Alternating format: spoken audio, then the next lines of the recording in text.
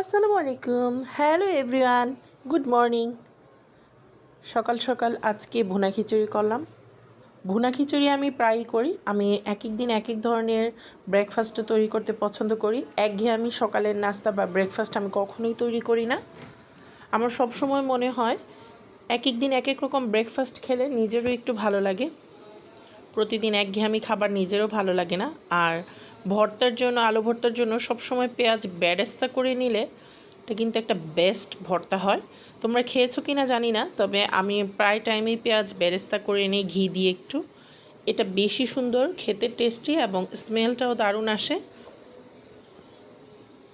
আলহামদুলিল্লাহ, সকালের খাবার খেয়ে এখন দুপুরের জন্য রান্নাবান্না প্রায় শেষ। এখন একটা তরকারি আমি ভুনা করব। নদীর ছোট একটা পাঙ্গাস ছিল। নদীর পাঙ্গাসগুলো কিন্তু খেতে প্রচুর টেস্ট। তো অনেকগুলো পাঙ্গাস মাছ আনা হয়েছিল নদীর।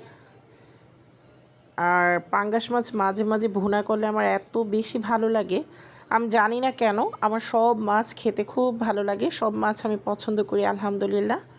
হালাল যে কোনো খাবার আমি পছন্দ করি, আর চেষ্টা করি একটু ভিন্নভাবে রান্না করার, একঘেয়েমি যেন না আসে কোনো খাবারে। আর এখন পাঙ্গাস মাছটা মিডিয়ামভাবে ভেজে নেব। ভেজে তারপরে দেশি টমেটো, দেশি পেঁয়াজ, পেঁয়াজ কলি এগুলো দিয়ে এখন এটা ভুনা করব। আর আজকের ভুনাটা খুবই টেস্ট হয়েছিল, কারণ আজকের গ্রেভিটা একদম ঘন হয়েছিল। গ্রেভি ঘন করার জন্য টমেটো আর পেঁয়াজ কলি প্লাস কাঁচামরিচ পেস্ট এটা দিলে যে কোনো তরকারি গ্রেভি অনেক ঘন হয়। আর এই টমেটোগুলো এত ফ্রেশ ছিল আর একদম মিষ্টি ছিল। আমি কিন্তু প্রায় সময়ই টমেটো খাই। টমেটোতে প্রচুর পরিমাণ ভিটামিন আছে, বাচ্চাদেরও টমেটো খাওয়ানো উচিত।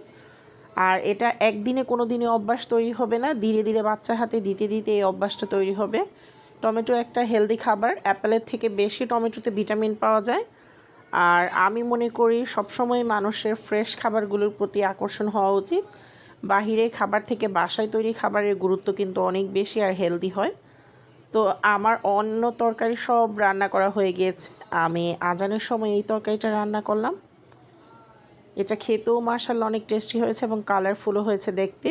টমেটোটা কাটার সময় আমি 2 পিস খেয়েছি, একদম মিষ্টি। আমি জানলাম না কেন টমেটোটা মিষ্টি। মাছ রান্না মাশাআল্লাহ আলহামদুলিল্লাহ অলরেডি আমার শেষ।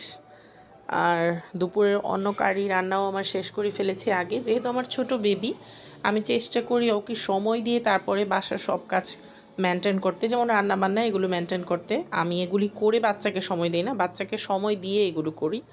তাই কিছু তরকারি